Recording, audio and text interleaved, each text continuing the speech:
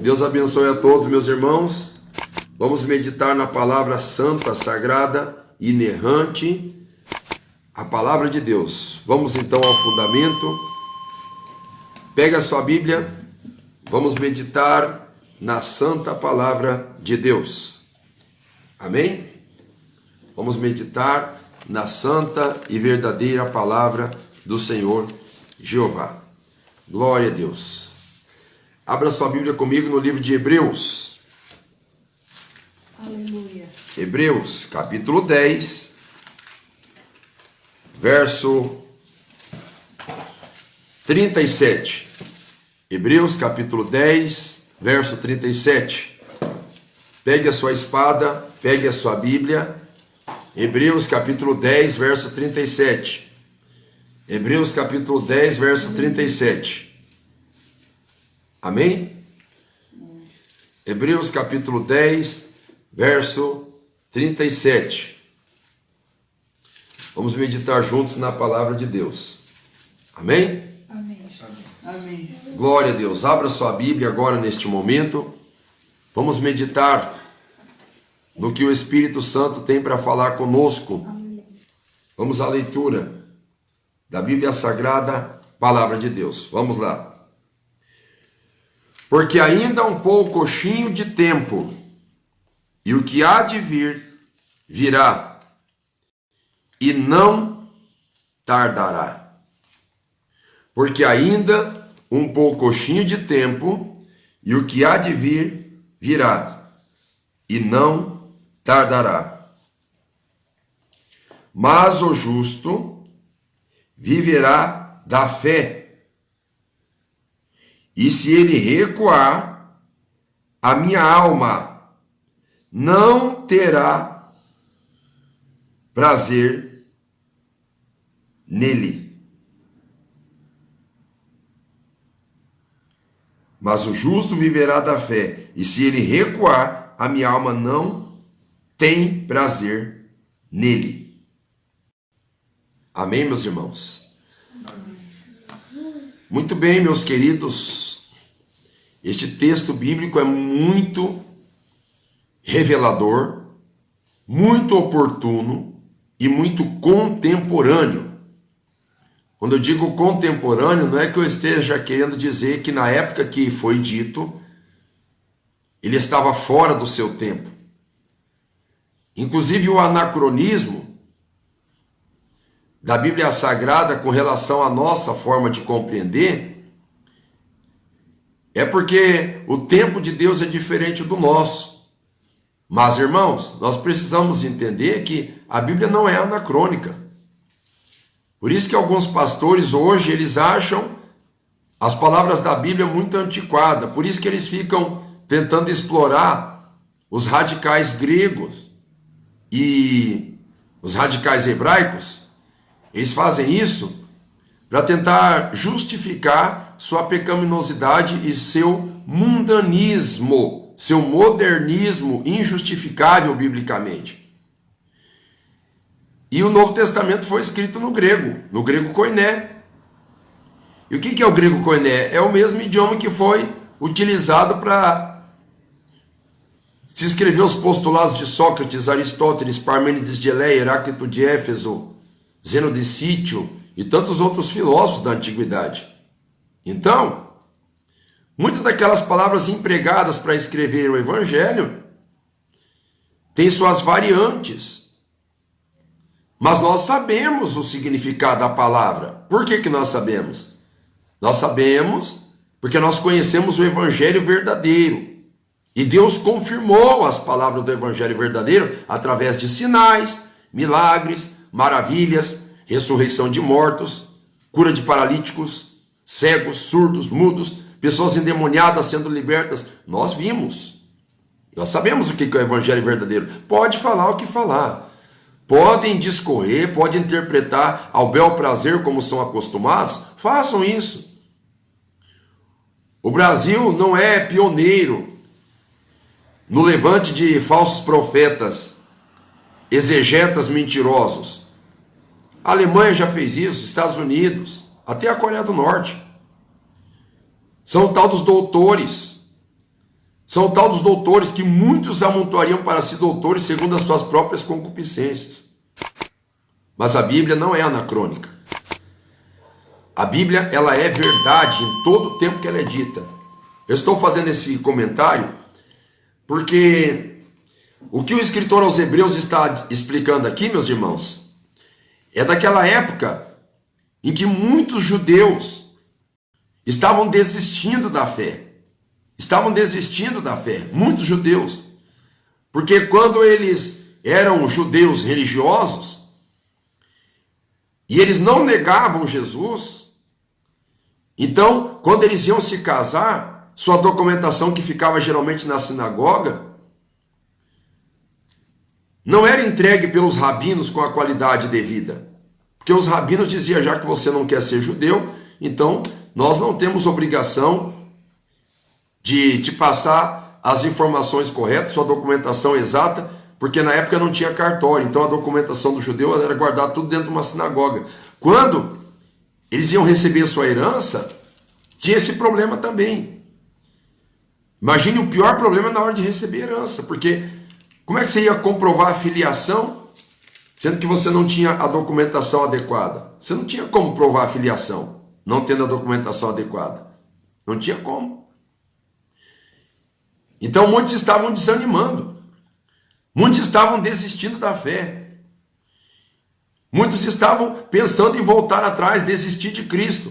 Se tem duas epístolas que eu estudo e percebo muito bem a tensão judaizante, para tentar fazer o povo desistir da fé, é Gálatas e Hebreus.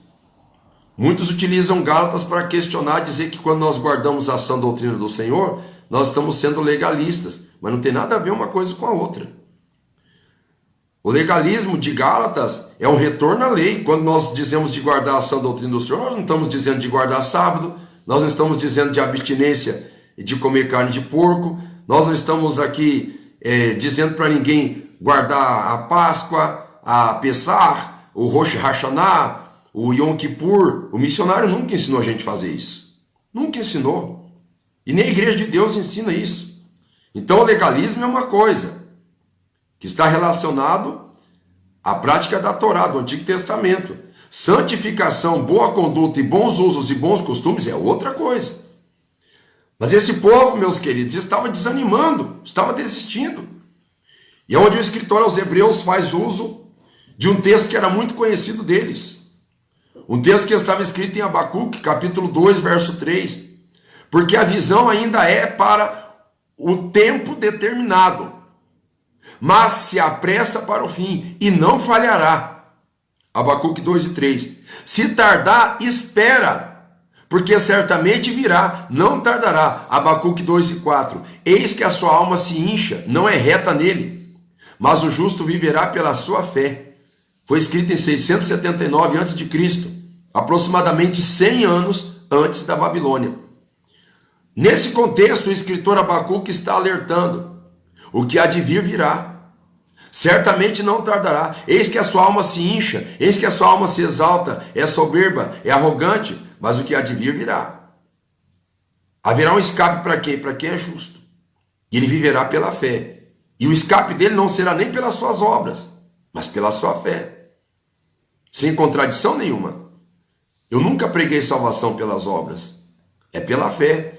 Mas se nós não tivermos obras, a nossa fé é morta em si própria, como diz o apóstolo Tiago. Então, nós encontramos aqui uma palavra de exortação do escritor aos Hebreus, que eu tenho para mim no meu coração, que é Paulo, outros é Apolo, outros dizem que é Barnabé.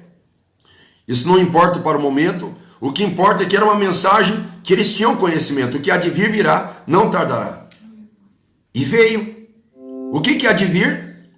Ele profetiza aproximadamente 679 a.C., 579, olha o desespero. A Babilônia cercando Jerusalém. Olha o desespero. Chegou ou não chegou? Chegou. O que há de vir virá. Mas assim entendemos que aquilo que há de vir virá. O que está profetizado, está determinado, virá. Vai chegar, não adianta tentar escapar, não adianta fugir para outra cidade, fugir para outro ministério, não adianta casar de novo, não adianta se mudar de um emprego para o outro, não adianta, não adianta fugir. É igual aquele que a irmã Débora canta: não queiras fugir, onde quer que vá, os problemas vão, terás que vencer no sangue que há poder e pela oração. Não adianta fugir. O que há de vir, virá, e não tardará. O profeta está avisando: o que há de vir, virá, e veio. O cativeiro da Babilônia. Mas o que há de vir não era só o cativeiro. 70 anos depois do cativeiro, eles seriam livres, e veio também.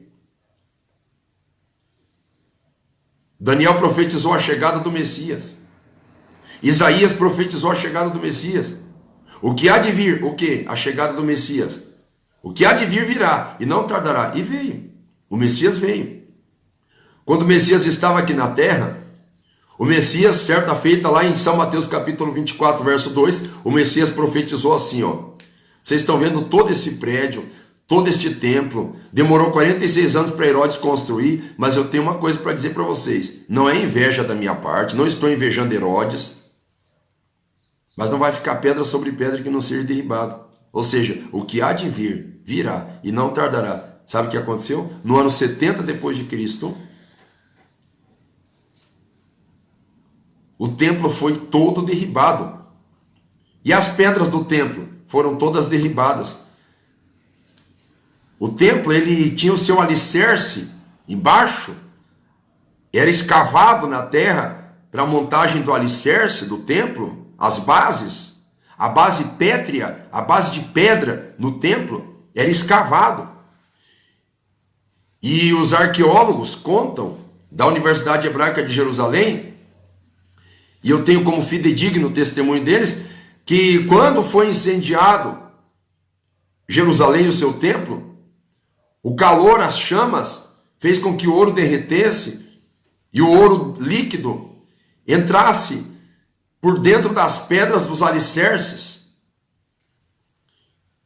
Então os romanos escavaram os alicerces para raspar o ouro das pedras. Não ficou nem a pedra do alicerce debaixo da terra. Não ficou pedra sobre pedra que não fosse derribada. Jesus não falou? O que há de vir, virá e não tardará? Não veio? Veio. Isso aqui, ó, questão de tempo.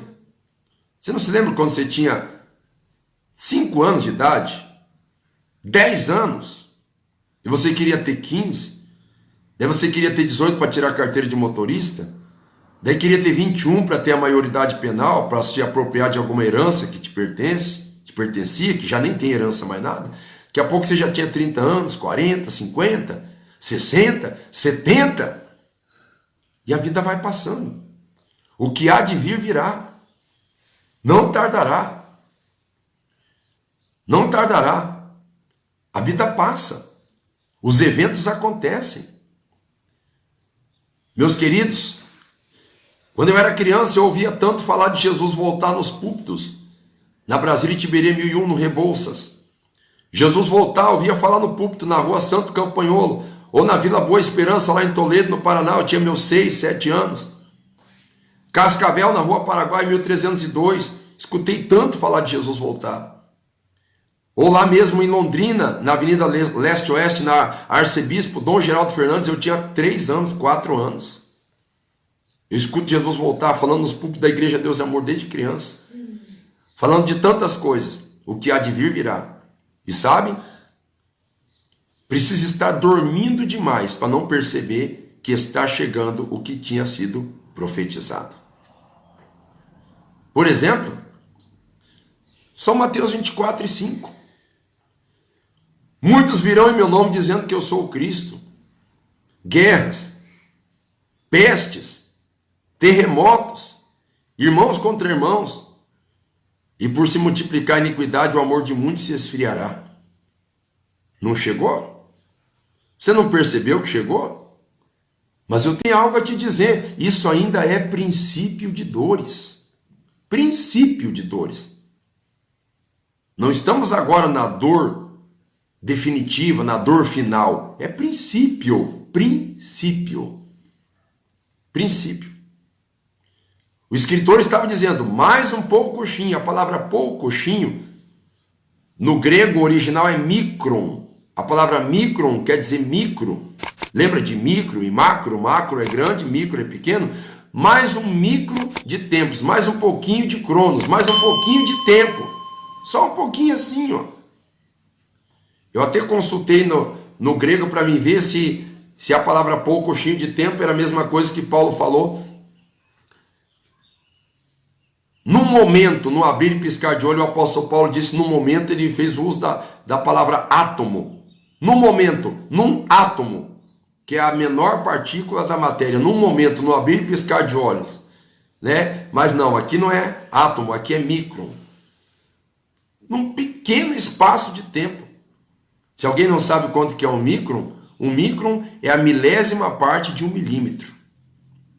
Temos 1 metro, daí temos o centímetro, daí temos o decímetro, temos o milímetro. Então, milímetro dividido por 10 é 1/10, centésimo, a milésima parte de 1 milímetro é um micron, ou seja, só um pouquinho de tempo. E isso ainda é uma figura de linguagem, porque 1 ano para Deus é como... 1000 anos para Deus é como um dia como 1000 anos. Jesus está voltando, meus irmãos. O que há de vir virá e não tardará. Estamos já chegando perto, meus irmãos, daquele tempo da besta. Sabe por que eu digo isso? Quando você chega num supermercado, por exemplo, hoje, ou num banco, ou nas igrejas, ou em qualquer estabelecimento, quando você vai chegar no estabelecimento, ninguém te pede licença, já coloca aqui o termômetro para aferir a tua temperatura. Nem pedem licença. Sabe por quê? O nome desse procedimento é Predictive Program. É um programa de preparação e acomodação da população para a hora que ser definitivamente instaurada a marca da besta. Estamos aos poucos. Quando eu era criança, eu pensava, que feio essas tatuagens de tribal. Qual que é a finalidade de uma tatuagem tribal? Que isso, que loucura é essa? Será que foram os índios que lançaram essa moda? Não, meus queridos. Podem dizer o que for, mas não foi. O sistema do anticristo, o sistema da besta, já começou mostrando a necessidade das pessoas copiar uma moda de todo mundo ter tatuagem. Ah, é a tatuagem mais engraçada, é a tatuagem mais ousada, é uma tatuagem inovadora, um tribal, coisa parecida. Todo mundo queria ter quando eu era jovem, todo mundo queria ter um tribal. E quase que eu fiz uma. Ainda bem que eu não fiz, mas eu quase fiz. Porque é moda, todo mundo quer ter. Tudo isso é preparação da marca, a marca da besta. A marca da besta. O que há de vir virá e não tardará. A besta, o falso profeta. Por que vocês acham que tem tantos falsos profetas surgindo? Muitos falsos profetas. Muitos falsos profetas mesmo. Hoje nós temos a característica de um falso profeta simplesmente como aquele que nega a santificação, que menospreza, que relativiza a palavra de Deus e a santificação, nós entendemos como falso profeta. Mas, coitado, esses falsos profetas do Brasil, dos Estados Unidos, né, e de vários outros países, aqui, por exemplo, da América Latina, esses falsos profetas, coitado deles, são filhotinhos. Eles estão apenas preparando o caminho para o falso profeta de verdade que está para chegar. Mas tudo tem a preparação. Você já viu alguém estender o asfalto no chão, direto na terra? Tem que ter cascalho, tem que ter camadas de preparação. Quando Jesus veio ao mundo, ele já apareceu direto no deserto da Judéia? Não. Veio João Batista preparar caminho para o Senhor. Da mesma maneira, os falsos profetas estão aumentando, a cada dia mais está aumentando. Está aumentando o número de falsos profetas, é o que mais tem. Tudo isso é uma forma de preparação. A Bíblia não diz o que há de vir virá e não tardará? Já está aí. Qual que é o próximo passo, meus irmãos? O que há de vir virá. O anticristo. Quando um rei fazia uma solenidade, ele mandava seus arautos notificando aquela solenidade. Os arautos. Os arautos do anticristo já estão aí, sabe quem são? A mídia, as redes sociais, o YouTube, Facebook, WhatsApp, Instagram, Twitter, exatamente. Tudo está emparelhado. Nós estamos falando aqui nas redes sociais por misericórdia de Deus. Mas é por pouco tempo. Nós já sofremos censura. Ainda hoje minha esposa foi compartilhar a oração da madrugada. Nós fomos censurados. Houve um questionamento. Você não pode veicular esta programação e tal, coisa parecida. Oração. Então nós já temos um tipo de censura. Sabe o que é o pior de tudo? É uma censura sumária, praticada pela inteligência artificial. Não é seres humanos que têm compaixão, que têm acordo, né? Se bem que quando alguém está endemoniado não tem acordo de jeito nenhum. Mas é a própria inteligência artificial. Já estamos vivendo esse tempo. O que há de vir virá e não tardará. E o que mais? Os ais da Bíblia. Já leu o Apocalipse? Os ais da Bíblia? Está chegando aí. A Bíblia falou, o que há de vir virá e não tardará. Não adianta mudar de cidade. Repito, não adianta tentar despregar a palavra de Deus, não adianta tentar relativizar, dizer assim, eu não vou falar da volta de Jesus. Por quê? Não, porque vai que dá sorte, vai que dele não vem, né? Não, eu não vou falar do fim do mundo. Por quê? Não, vai que dá sorte, vai que daí o mundo não acabe. Meus queridos, se falar da volta de Jesus, ele vai voltar. Se não falar, ele vai voltar do mesmo jeito. Jesus vai voltar. Porque mais um pouquinho de tempo, o que há de vir virá e não tardará. Eu acho bonito uma tradução, se eu não me engano, é Almeida Revista e atualizada, que diz assim, e mais um pouquinho de tempo, e aquele que há de vir virá. Aquele quem? No meio de tudo isso, anticristo, falso profeta, a besta, e toda essa situação catastrófica dos ais que estão por aí. Aquele que há de vir virá. Quem que é? Jesus de Nazaré está voltando para levar a sua igreja. Glória a Deus, aleluia. Essa é a única esperança que nós temos. Eu estava conversando agora há pouco com a minha esposa, que de fato a nossa única alegria, a nossa única esperança neste mundo é o quê? É o quê? Fazer 18 anos a gente já fez. Casar a gente já casou. Se alegrar por ter netos, glória a Deus, que venha mais para frente, conforme a vontade de Deus, amém. Mas nós não temos outra expectativa maior na nossa vida, a não ser a nossa salvação. Não temos. Qual seria essa? Qual seria a nossa expectativa? Mais um pouquinho de tempo, o que há de vir virá e não tardará. Mas o justo viverá da fé.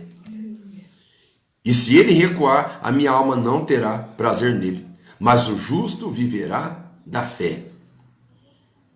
Infelizmente, muitos falsos profetas fazem uso dessa expressão para tentar disseminar suas ideias liberais, ultraliberais. E até querem distorcer a compreensão de Martinho Lutero. Martinho Lutero, ele faz uso desta palavra que Abacuque escreveu lá em Romanos. O justo viverá da fé, dizendo, não, você é justificado pela fé, então se você crê em Jesus, muitos entendem dessa forma. Você crê em Jesus, você pode tomar cerveja. Você crê em Jesus, você é predestinado. Só porque você crê em Jesus, você já é predestinado. Pode tomar cerveja, pode se prostituir, pode adulterar, pode fazer o que você quiser, que você vai ser salvo. Você é predestinado, por isso que você crê em Jesus. E muitos querem deturpar. É uma teologia oportunista. Infelizmente é triste, mas não cabe esse tipo de teologia na Bíblia.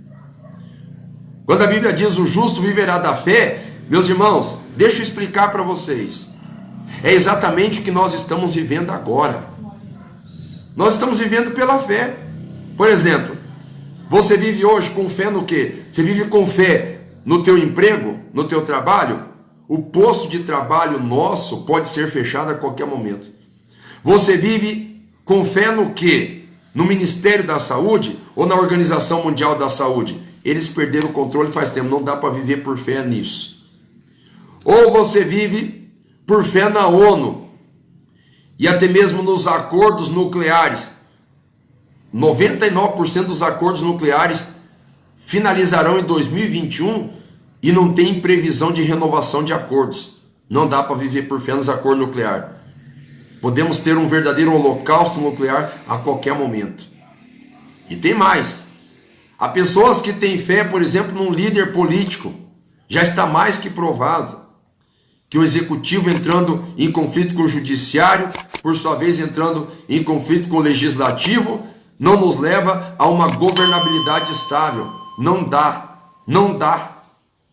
Não dá. Não dá para ter fé em mais nada nesse mundo. Olha a época que nós estamos. Há pessoas que dizem assim, né? Há pessoas que dizem, que acreditam que uma máscara vai proteger ele desse vírus, irmãos. Nós fazemos uso, vamos usar, vamos respeitar, mas, irmãos, tem que ser muito inocente para acreditar piamente que uma máscara vai nos proteger do mal. Nós já estamos vivendo na época pela fé.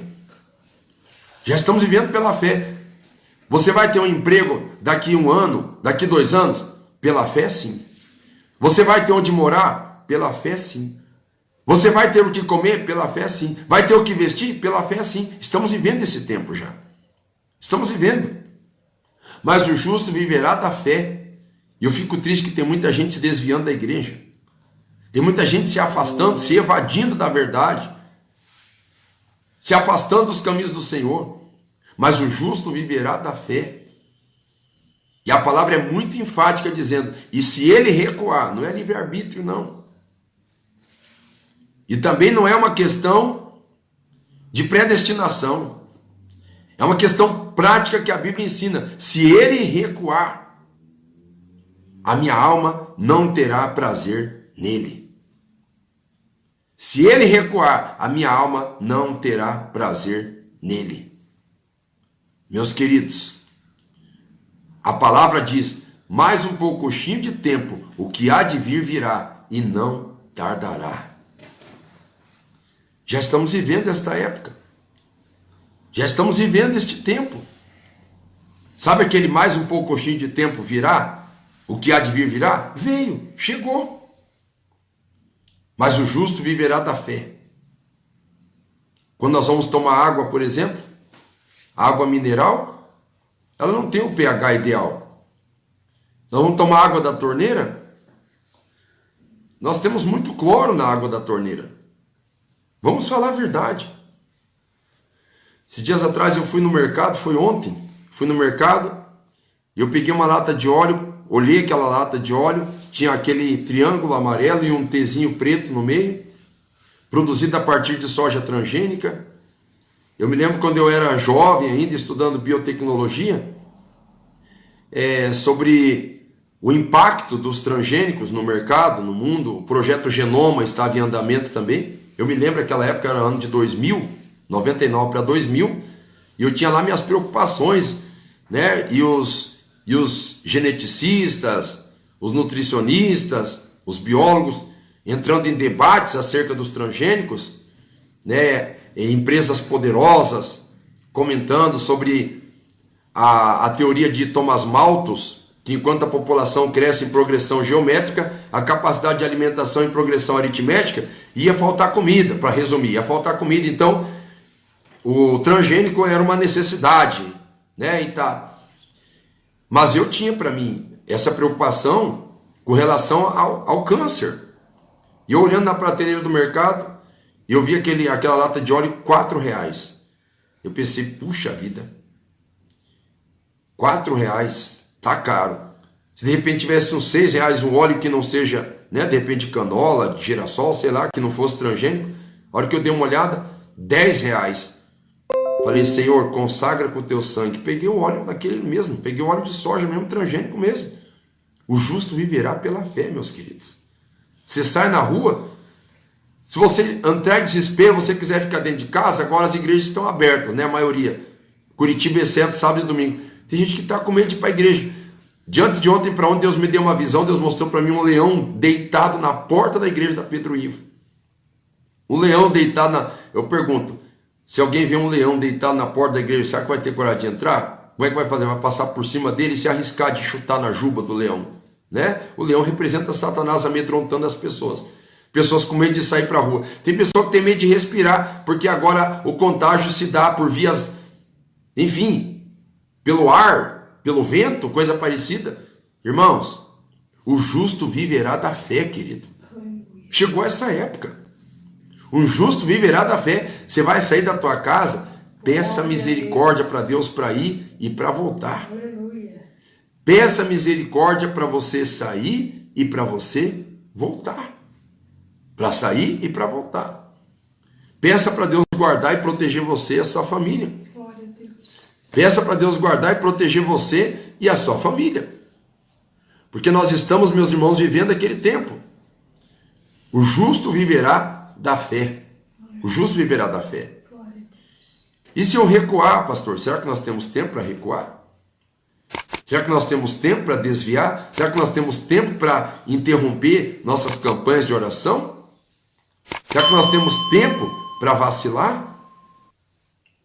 Não tem tempo mais. Chegou o momento do justo viver pela fé. Guarde a palavra de Deus. Viva em santificação na presença de Deus.